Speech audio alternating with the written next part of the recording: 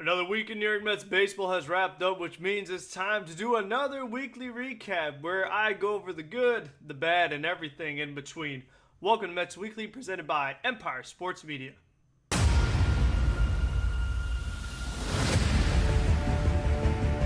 3-2, Vader swings and misses, strike three. He struck him out. 5 Met pitchers combined for the second no-hitter in New York Mets history.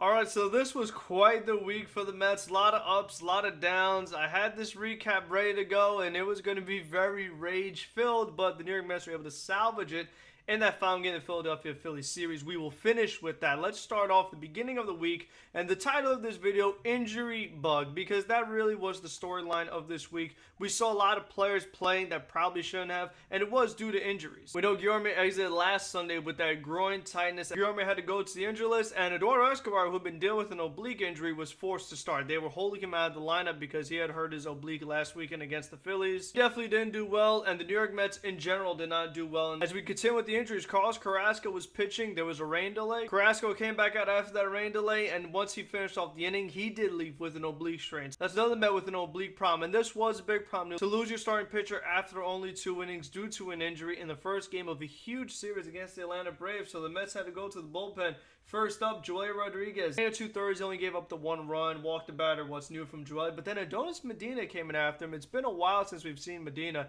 and it's probably going to be a while before we see him again. As he gave up 6 runs, 5 of them were earned. He threw 50 pitches, so that was the worst outing of Adonis Medina for the year. He had been pitching really well. In fact, he had been pitching so well that he would give the Mets 3 innings, and then because they need a fresh arm, they would send him down. So it definitely has been a bit of a frustrating year for Medina. It just seems like anytime he has success, he gets sent down, and we saw him get warmed up so many times and never used. So I wonder how the time in between outings affected his performance. And the guys whose performance is bad, no matter how many days of rest you give him or don't give him, Michael Givens came in after him, giving up 3 runs. So thank God we got him at the trade deadline to really solidify our bullpen, fortify our bullpen, done a great job replacing Colin Holderman. So I'm very happy that we picked up Michael Givens. He's been a much welcomed addition to this great bullpen that we have. And then Darren Ruff came in after him because the Mets getting beat by so much. They're losing 13-1. And Darren Ruff gives you 2 scoreless innings, 14 pitches, didn't walk any batters. So maybe they should give him a chance next time over some of these other guys that they tried out there that we'll get to later in this recap. Offensively, there wasn't much going on in this game. Besides Jeff McNeil getting 4 hits, just an all-around brutal game for the Mets. Definitely not how you want to start that big series against the Atlanta Braves. And the second game, very similar, as Taijuan Walker comes in. He's only able to go 2 innings, and he exited with back spasms. Carlos Carrasco went on the injury list. Taijuan Walker has not gone on the injury list. He might start either Tuesday or Thursday. We'll see how that whole thing goes, and if he's even able to stay in the game once he actually does come back. And he had pitched 2 scoreless innings, but due to all the arms that the Mets used that previous game from the Carrasco injury, RJ Alvarez had to come in to pitch, and this is a guy who had not pitched in the major leagues since 2015. Now, we talk so much about depth and getting some other arms, quality major league arms. If the last time a guy touched the major league mound was in 2015, probably not a guy you should be using. And sure enough, RJ Alvarez gives up 3 runs right on cue, walked 3 batters, was almost hitting everybody in the head, so it was just absolutely brutal to watch. I hope we don't see him on the mound anytime soon in a New York Mets uniform. And Stephen Nagosic followed up, giving 2 more runs in 2 innings of worse. Seth Lugo had to pitch an inning in 2/3 and gave up a hit. Just absolutely brutal that the Mets lose this game 5-0. Again, not too much going on offensively. Escobar went on the injured list the day before, so Devin Marrero, Long Island Ducks legend, was making a start at third base. Again, you shouldn't be using pitchers that last pitched in 2015 Major Leagues. And as much as I love my hometown Long Island Ducks, they should not be your starting third baseman. So since Devin Marrero was so embarrassing, New York Mets finally called up one of their big prospects. Brett Beatty, third baseman, is a guy that I was clamoring for. I felt like it was time, especially with what the Braves have done this season, calling up guys from AA. Michael Harris, Vaughn Grisham. And Brett Beatty actually played AAA baseball, something those other 2 guys didn't. Brett Beatty is older than both Harris and Grisham, so I felt like it just made too much sense. You can't be having Devin Marrero out there, all the other infielders that the New York Mets were going to try. So I felt like Brett Beatty was the right choice, and sure enough, he had a huge 2-run homer in his very first at-bat, his very first swing, so that was great to see. And New York Mets finally had a lot of offense this game, scoring 9 runs. Max Scherzer was on the mound, 6 in the 3rd innings, 3 hits, 4 runs, 3 walks. He also dealt with the rain delay, but he was able to come in after it and still pitch well. And most importantly, not get injured, so at least we ended that streak of the starting pitchers getting hurt. Acevedo gave up a run. Edwin Diaz actually pitched the 8th inning, going up against hard the order. It was only a 1-run game at this time, so he did a really good job.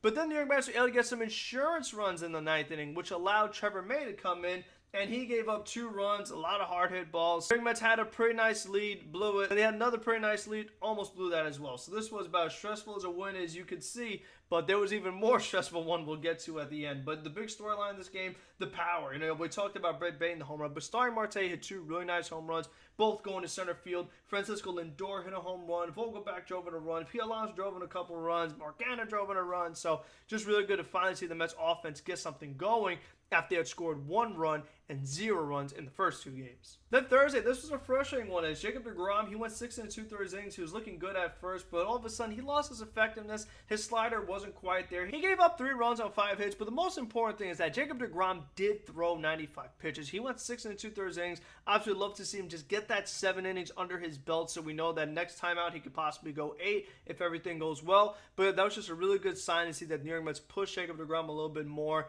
This was a game you really had to, facing the Braves, especially what happened, like I said earlier, in those first 2 games, having your starting pitchers only go 2 innings, your bullpen was pretty tired. So definitely a good job by Degrom. Of course, Seth Lugo allows the inherited runner specials at that, and then Michael Givens strikes out the side. That's what makes Givens frustrating, is that you see these good innings, but then you see the bad innings too, and it's just very hard to know which Michael Givens you're going to get on any given night. That pun was not intended. But Mark Canha hit a huge 2-run homer to tie up the game, but unfortunately, wasn't too much else going on in the offense. There's a lot of strikeouts in this game. So the New Mets have done a good job all year of not doing, but when they do, it's hard to capitalize those runners on base when you're striking out. Can't move them over, can't drive them in. So lose that series to Atlanta was very frustrating because you had a very good opportunity to finally give yourself some distance between you and the Braves, because we know that Atlanta has played so well in the second half. The only games that they really showed against was that 5-game series against the Mets. So you felt like maybe the Mets are the one team that could actually beat the Braves. But losing this series definitely was not a good sign. And then they had a series coming up against the Phillies right after that, had to fly to Philadelphia, and they go up against Aaron Nola, who, if you remember the week before, Aaron Nola pitched a really good game against the Mets, but didn't win because the Phillies didn't give him any run support. Chris Bassett opposed him. He went 6 innings, 7 hits, 2 runs, 104 pitches. Very nice outing. Adam Ottavino scoreless 7, put a couple guys on. Joey Rodriguez, perfect 8th inning. Trevor May, a perfect 9th inning. So that was really good to see. Offensively, Marte, a couple hits. Lindor, 3 hits. Pete Alonso hit a big home run against Aaron Nola. He has very good career success against him. Daniel Vogelback a double and a couple walks. McNeil with a hit. Brett Baty with a hit. So it's just been a little bit of an inconsistent week from the Mets. Scoring 1, scoring 0, scoring 9, scoring 2, scoring 7. So you would like to see a little more consistency, but it's hard to score at least 7 runs every game. That's very unrealistic. But you just want to try to avoid the 1s and 0s as much as possible. Then the New York Mets had a doubleheader against the Philadelphia Phillies. I'm pretty sure this was one of those scheduled doubleheaders because of the whole lockout nonsense. But the New York Mets won this game as well, 8-2. Brandon Nimmo a couple hits. Starling Marte 3 hits. Lindor hit. Jeff McNeil 3 hits. Michael Perez drove in a couple runs. That was really nice to see. I want to talk about him later after we're done recapping these games. But Trevor Williams made the spot start. He did well. 4 scoreless innings, continuing his scoreless inning streak. Seth Lugo, when inning in a third, he gave up a run but struck out 3 batters. Joey Rodriguez, inning and 2/3 scoreless. Adam Ottavino, scoreless 8. And Clay pitched the 9th after the Mets got a few much-needed insurance runs. They were able to rest Edwin Diaz in hopes that they would use him in the second game. But they did not use him in the second game as New York Mets offense really struggled. They're going up against Bailey Falter, which is very frustrating because you did well against Aaron Nola. You did really well against Zach Wheeler in the first game of the doubleheader. But now you're facing Bailey Falter, a guy who is much worse than Wheeler and Nola. But yet the Mets weren't able to score much against. David Pearson, a really ugly start. 8 hits, 2 walks. Only gave up the 3 runs. Steven Nagosic had a good outing. And then Rob, I'm not even going to pronounce that last name. It starts with a Z. I believe his last outing was like 2018, 2019. So again, you don't want to be using pitchers who have not been on a big league mound in a few years. But eventually it does get to that point when you do have all these injuries and you have doubleheaders and things like that. But still, you want to just try to add as many major league caliber arms as possible. Do not use these guys in big games in August. Come on now. Then Michael Givens, he gave up an inherited runner. So again, the inconsistent Michael Givens. But then let's get to the big one. The Sunday game against the Philadelphia Phillies. Oh my goodness. What a game this was.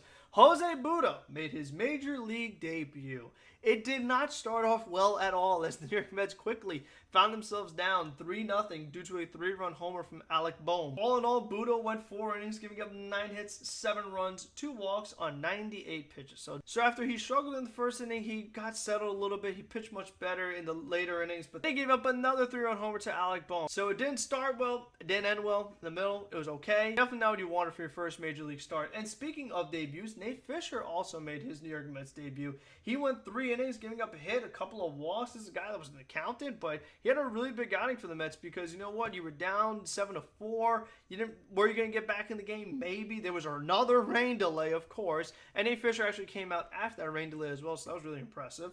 So he did a great job. Trevor May came in the 8th inning, and oh my gosh. Let's actually go to the offense before we get to that, because New York Mets found themselves down 4-0. They cut it to 4-3. Eventually, they get to 4-4. It's like, okay, now we have a ball game again. But then when you give up the 3-run home to Alec Boehm, it's like, oh, here we go again. And then you're in the rain delay. So the rain delay is a bit of a weird one, because it's one where you either could just completely fall asleep and you're flat, or it gives you a chance to come back if you're the team's losing. And that's what the Mets did, as Mark Canha hit a huge game-tying home run in the 7th inning. But then, right on cue, Trevor May gives up a home run to who else but Met killer Gene Segura pinch hitting. So that was very frustrating, because it's like, oh my gosh, Mets made this huge comeback. It's really exciting. And then when Trevor May blows in the 8th, you're like, you've got to be freaking kidding me. So the Mets go up against David Robertson in the 9th inning, and David Robertson has pitched well against the Mets. The outing he had against the Cubs in extra innings, the 2 innings he did the night before against the Mets. So David Robertson, he's done a good job, but in this game, he looked pretty tired, all things considered. I mean, I was shocked that he was even out there. It is extremely rare that you would see a reliever go 2 innings, throw 36 pitches, and then be out there the very next day. You would probably only see that in like a playoff game, but that shows you the kind of urgency the Phillies are managing right now in a wild card race. David Robertson's the only guy that we felt like they could trust. Pretty much really worked Kyle Gibson in this game, 4 1/3 innings, but he had to throw 105 pitches. So the Phillies had no choice but to go to their bullpen, and you know what? They played a doubleheader too, so they definitely were short on arms as well, and New York Mets capitalized off that. David Robertson, the first guy to face him, Jeff McNeil hits a double. Then Mark Canha hits a massive go-ahead 2-run homer to give the Mets the lead. And that really was amazing, because it was one thing to hit the huge home run to tie the game, but then to hit another huge home run to give the Mets the lead. That was very impressive. It was great to see. Mark Canha has been a very solid signing. And then Brandon Nimmo added an insurance home run. And you're like, oh, well, thanks, Nimmo. Thanks now. We could have used that earlier. But little did we know that Edwin Diaz did not have his effectiveness. I mean, first pitch, Adrian Muto is hitting one right back at him. Nick Castellanos gets a base hit off the end of the bat. Bryson Stott and these guys are hitting long fly balls. And you're like, wait a minute. Edwin Diaz doesn't really have it tonight. His slider is up and in. Nothing was the Diaz we're accustomed to, but he was able to get out of it, only giving up the 1 run, striking out Derek Hall to end the game and get that save. So Brandon Nimmo getting that insurance run was that deciding run all in all. So it was great to see, and the New York Mets had so many hits in this game. They had so many opportunities in this game, so at least they were able to win it. Of course, the Phillies had a couple errors in the infield. That's a big surprise. They're such an amazing defensive team. Marte getting on base 4 times, great to see. Lindor, a couple of hits. Alonso a hit. Vogelback 2 hits, drove in a run. He drew a walk. Jeff McNeil 3 hits. Mark Canha 3 hits, obviously the 2 home runs. And Michael Perez, another RBI base hit. So all in all, it wasn't a great week for the Mets. It was okay. You lost the series against the Braves. You won the series against the Phillies. Really would like to have won that series against the Braves, because that's the team that's chasing you right now, and they won their series against the Astros. So as of right now, New York Mets find themselves up 4 games on the Atlanta Braves. Now let's get to the big takeaways. Let's start off with Michael Perez. I think he's a guy that we didn't have too high of expectations for. We saw that he has 6 home runs on the season. We're like, listen, that's more than McCann and Mazika and Nito combined almost. And Perez got 3 of those in 1 game, but you could definitely see that he's a guy that hits fly balls. He definitely does have a nice swing, and I like what I've seen defensively from him. He's thrown out a couple of runners. I like the way he sets up really low behind the plate, try to get that low strike work from the bottom up. That's how they're teaching catchers nowadays. I've been impressed by Michael Perez. He is much better than Patrick Mazika, who was DFA'd and claimed by the San Francisco Giants. So maybe he'll be like J.D. Davis and all of a sudden start hitting home runs. But still, I think Perez, with Nito having COVID right now, McCann being injured and not playing well, Michael Perez has been a nice addition to this team. One of the other guys I want to talk about, one of the newer acquisitions, Tyler Naikwon. He got off to an amazing start with the Mets. He was hitting a ton of home runs and extra base hits, so I was loving what I was seeing. But then he had the 5 strikeout game against the Phillies. And he struck out, I think, like 8 times in a row overall. And I wonder how much of his playing time has affected that, because if you remember when they first got Naikwon, they were trying to do that bit of a platoon thing where they're having Naikwon face the righties, Canha facing the lefties. It wasn't really working because Mark Canha is a guy that needs to play every day to get his rhythm, get his reps in, and he also has reverse splits, so he hits righties better anyway. And then Mark Canha played really well in the Atlanta series, so the New York Mets were giving him more starts, and then Tyler Naikwon lost playing time, so now his rhythm is messed up. So I'm just kind of curious to see how Buck is going to manage this, just trying to keep Canha and Naikwon both having that rhythm and those reps to get the most out of both of them. It's pretty tough to do, but we'll see what happens. The other thing I've been surprised at is how much Starling Marte and even Mark Canha have been playing lately, especially that they are veterans. So I would think they would get some off days, but I feel like the Mets are just in this stretch of the season where, you know what, you're trying to win the division. Every game is just so important right now. There's very little room for error, so you need Mark Canha and Starling Marte playing just about every single day. So there isn't too many opportunities for Tyler Naikwon to get in this lineup right now, especially with Daniel Vogelbach still holding down that DH spot really nicely. Then let's just talk about the other acquisition, Darren Ruff. I have not been liking what I'm seeing lately from Ruff. He's an older player. I just don't think he has much in that bat anymore. I didn't really love the acquisition when they got him. I know he had good numbers against lefties. I saw it was very interesting in this last game against the Phillies where Pete Alonso was at the plate against Brad Hand. They intentionally walk Alonso to face Darren Ruff, and Darren Ruff doesn't come through. And every time the Mets face a lefty, Darren Ruff is the guy batting behind Pete Alonso. So I'm just trying to think, if they're in the playoffs, is Darren Ruff really the guy you want batting behind Pete Alonso in a playoff game against a left-handed pitcher? I really don't feel too confident in that. Darren Ruff got off to a pretty good start. He was hitting a lot of ground balls that were sneaking through for hits, and other than that, he really has not shown much all in all, especially recently. So he really has got to get going if he's going to be that guy from the right side to bat after Pete Alonso. And then the other thing I found interesting about Darren Ruff, there was a play where Daniel Vogelbach was at second. It was late in one of the games, and they decided to pinch run Darren Ruff for Vogelbach instead of somebody like Yolmer Sanchez. Now, neither Sanchez or Ruff are really good on the bases. Neither one of them are very fast. But Yolmer Sanchez is a guy who has not made a start for the Mets yet. He's a guy that's in there just to play defense. They DFA'd Devin Moreau to pick up Yolmer Sanchez, who was DFA'd by the Boston Red Sox. And I don't want to use an older player who's going to be a guy that's going to start in a playoff game for me as a pinch runner, put him at risk of an oblique injury like all these other Mets have, a bunch of obliques, or potentially a hamstring thing. I'd rather have Sanchez out there. A guy who's not starting for me in a playoff game, that's the guy I want pinch running. So I just found that interesting that Buck decided to do that, and especially that you were going to use Darren Ruff, a guy who you might pinch hit later in a game in case the Mets bullpen blows it. Very possible. You would want Darren Ruff to pinch hit. You wouldn't want Yolmer Sanchez as another guy on the bench. So I just found that interesting. And then let's get to the rookie, because you know what? It's Frank About Sports. I have to tell the truth about it. He had that big home run. He had a couple RBI hits. That was good and all, but for the most part, he hasn't actually been great. In the last game of the series, Brett Beatty struck out 3 times, and all in all, this year, he's hitting 136 now after that big home run. He's hitting the ball on the ground a ton, over 70% right now. That's what you want to avoid. For Brett Beatty, what I'm missing right now is I need to see him use that opposite field a little more, because that's the thing that he did so well in the minor leagues, and he was elevating the ball. Right now, I'm seeing too much rolling it over to the right side. I think he's trying to get a little too pull happy, which, again, is not his game. I really need to see him use the opposite field, hit those line drives, because you're just going to be giving me a bunch of weak ground balls to the right side. I mean, you might as well just be Luis Guillorme without the defense, by the way. I bet he's nowhere near the defender Luis Guillorme is. I know he's a rookie, but again, it's like if we're going to be talking about this team in the playoffs, Brett Beatty's going to be starting. He needs to be hitting better than this. This isn't baby time no more. This isn't babying the rookies. Oh, Frank, you're being too hard. I call it like I see it. You play well, I'm telling you play well. You're hitting 136. I'm not going to say you're playing well. I mean, because he's not. So that is the weekly recap. New York Mets, they have another big week ahead of themselves as they go right into a series with the New York Yankees in the Bronx. 2 games, then an off day, and then a series against the Colorado Rockies. Once that Rockies series is over, I will be back. Make sure you're locked into this channel all week long for the daily content, and that you're going to Empire Sports Media for all your New York sports needs. Make sure to like, comment. If you're new, subscribe. Until the next one, let's go Mets. Thanks for watching.